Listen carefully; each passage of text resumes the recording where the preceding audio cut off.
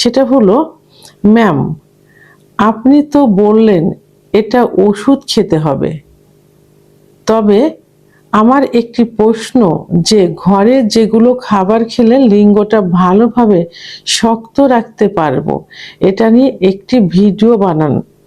আশা করি একটি ভিডিও বানাবেন। দেশের এবং প্রবাসের ভাই বোনদের প্রতি সালাম। আসসালামু আলাইকুম। আমি প্রভাষক ডাক্তার রিক্তা পারভিন, হোমিওপ্যাথি এবং আয়ুর্বেদিক চিকিৎসক। আজকেও একটি কমন কমেন্টসের অ্যান্সার করব, যে কমেন্টসটা বর্তমান যুবক, বয়স্ক সবাই কিন্তু করছে। মানে বিশেষ করে পুরুষদের জন্য এটা কমন হয়ে গেছে। মানে কি খেলে লিঙ্গ শক্ত হবে, কি ওষুধ খেলে লিঙ্গ শক্ত হবে, কি করলে, মানে লিঙ্গের উত্থানজনিত সমস্যাটাই এখন সব থেকে বেশি সমস্যা হয়ে দাঁড়িয়েছে যৌন অক্ষমতার রোগীদের। কারণ ইচ্ছা না হলে যে কোনো ওয়েতে কিন্তু ইচ্ছা বাড়ানো যায়, উত্থান না হলে কিন্তু কোনো কিছুই করা যায় না। যতই আপনার সময় থাকুক, যতই ইচ্ছা হোক, লিঙ্গের যদি উত্থান না হয় তাহলে তো সহবাসেই যাওয়া যাবে না। উত্থান হলে যদি 1 মিনিটের ভিতরেও, যদি 10 সেকেন্ডের ভিতর বীর্যপাত হয়ে যায়, তাও তো সুখটা পাচ্ছে, বীর্যপাত তো হচ্ছে। কিন্তু যদি উত্থানই না হয় তাহলে কি করে সে যৌন মিলনের সুখ পাবে? তো ঠিক এমনই একটা প্রশ্ন আজকে আমার শুভাকাঙ্ক্ষী করেছেন। এই প্রশ্নটা কিন্তু রিসেন্টলি, মানে প্রতিনিয়ত কিন্তু আসছে। অর্থাৎ পূর্বের ভিডিওতে আমি ওষুধ নিয়ে আলোচনা করেছি যে ওষুধ খেতে হবে। তো এখন সবার প্রশ্ন, যে ওষুধ তো বললেন, ঘরে কি খাবার আছে, মানে ঘরোয়া পদ্ধতিতে যে খাবার খেলে লিঙ্গ শক্ত থাকবে বা লিঙ্গ উত্থান থাকবে? তো এই বিষয়টি নিয়ে এখন আলোচনা করব। তো সেটা হলো যে লিঙ্গের উত্থানজনিত সমস্যা কেন হয়। আমি পূর্বের ভিডিওতে কিন্তু বলেছি যে লিঙ্গের ভিতর কিন্তু কোনো হাড় নেই, আছে শুধু মাংস আর রক্তনালী। রক্তনালীর ভিতর দিয়ে যত রক্ত চলাচল করবে, লিঙ্গ তত শক্ত হবে, মোটা হবে, বড় হবে, অর্থাৎ লিঙ্গের উত্থান হবে। রক্ত যদি সঠিকভাবে চলাচল করতে না পারে তাহলে কিন্তু লিঙ্গের উত্থান হবে না। তো এর জন্য কি করতে হবে, যে যে কারণে উত্থানজনিত সমস্যা হয়েছে সেই কারণগুলো পরিহার করতে হবে। বিশেষ করে হস্তমৈথুন, বিছানায় ঘর্ষণ, স্বপ্নদোষ, অতিরিক্ত যৌন মিলন, সমকামিতা, এগুলো তো বাদ দিতে হবে। স্ত্রীর সঙ্গে সম্পর্ক উন্নয়ন করতে হবে, স্ত্রী বা পার্টনারের সঙ্গে। এবং যখন সেক্স উত্তেজনা আসবে, সেই সেক্স উত্তেজনা যেন সঠিকভাবে হয় সেদিকে খেয়াল রাখতে হবে। উত্তেজনা শক্তিটা বাড়াতে হবে। এবং কি করতে হবে, প্রতিনিয়ত অর্থাৎ প্রতিদিন অন্তত 45 থেকে 60 মিনিট অর্থাৎ 1 ঘন্টা এক্সারসাইজ করতে হবে বা হাঁটতে হবে। যদি কেউ হাঁটতে না পারেন তাহলে নিজের বেডরুমেই কিছু এক্সারসাইজ আছে, যে এক্সারসাইজগুলো ইউটিউব চ্যানেলে এখন সার্চ দিলে পাওয়া যায়, অথবা ওয়াকিং মেশিন আছে এখন, সেই মেশিনগুলো বাসায় কিনে নিতে পারেন, রুমেই করতে পারেন। এখন অনেক অনেক উন্নত ধরনের ওয়াকিং মেশিন বেরিয়েছে, বা হাঁটার যে কিছু ব্যায়াম আছে যেটা রুমের ভিতরে আপনি করতে পারেন। অন্তত 45 থেকে 60 মিনিট অর্থাৎ 1 ঘন্টা আপনাকে এক্সারসাইজ করতে হবে। এবং প্রতিদিনের খাবার তালিকায় প্রোটিন, আমিষ এবং জিঙ্ক জাতীয় খাবার রাখতে হবে,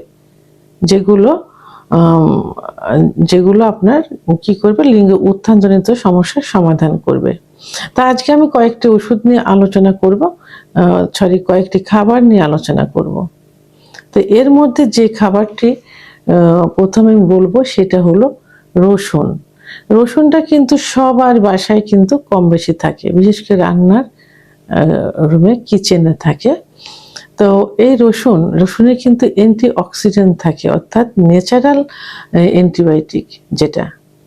তো রসুনটা কি করতে পারেন, অনেকে রসুন কাঁচা খেলে গ্যাস বাড়ে, খালি পেটে খাইলে গ্যাস বাড়ে। এই জন্য রসুনটা আপনারা হালকা একটু সেদ্ধ করে নিতে পারেন, অথবা ভাজি করে নিতে পারেন, অথবা কি করতে পারেন, রাত্রে 2-3 কোয়া রসুন একটু থেতলিয়ে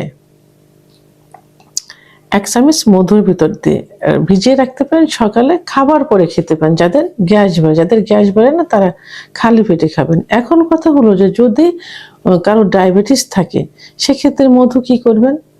মধুতে কিন্তু ন্যাচারাল সুগার থাকে, অর্থাৎ 1 চামচ সকালে 1 চামচ রাতে 2 চামচ প্রতিদিন খাওয়া যায়। তবে হ্যাঁ, কি হতে হবে, বাজারে কেনা মধু খাওয়া যাবে না, কারণ এটা চিনি দিয়ে তৈরি থাকে।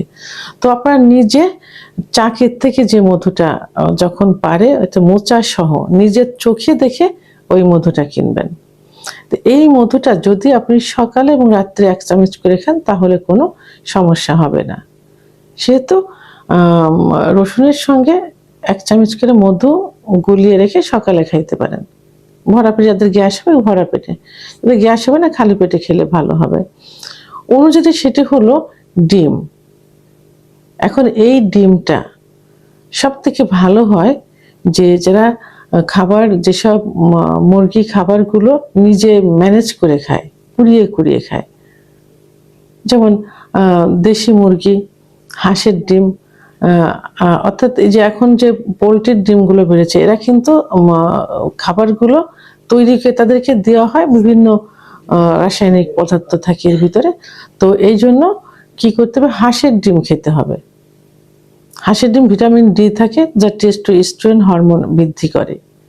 তো এখন এই হাঁসের ডিম সকালে একটা, রাত্রে একটা, যাদের উচ্চ রক্তচাপ থাকে তারা একটা করে খাইলেই যথেষ্ট। তো এটা পুরা সিদ্ধ না, হাফ বয়েল করে খেতে পারেন, অথবা পোস্ট করে যে খায়, কুসুমটা একটু কাঁচা কাঁচা থাকে, এইভাবে খাইতে পারেন। তাহলে ডিমটা প্রতিদিনের খাদ্য তালিকায় রাখতে হবে। এবং প্রতিদিন কলা খাইতে হবে।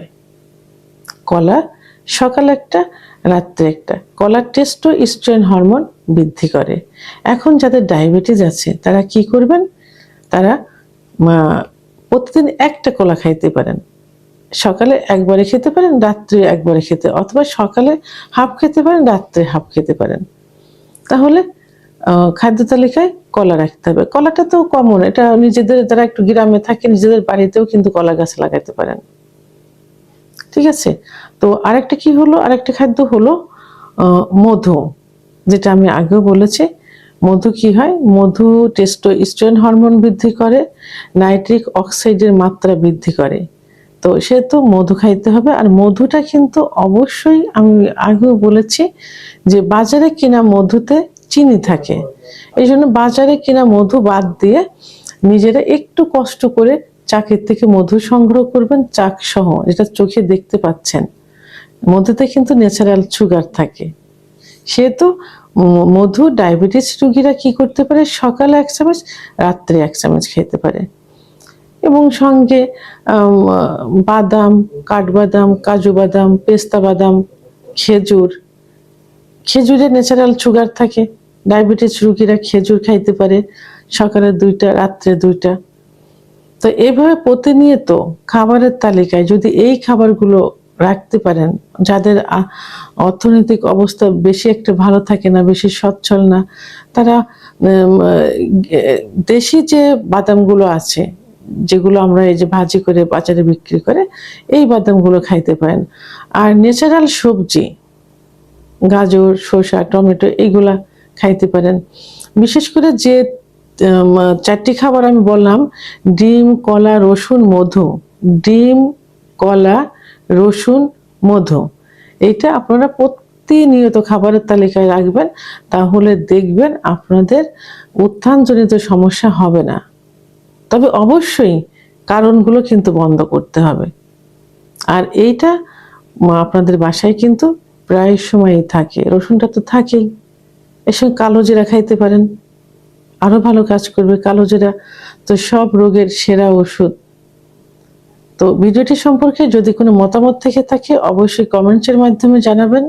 আর ভিডিওটি ভালো লাগলে লাইক, কমেন্ট, সাবস্ক্রাইব করে আমার সঙ্গে থাকুন। আল্লাহ হাফেজ।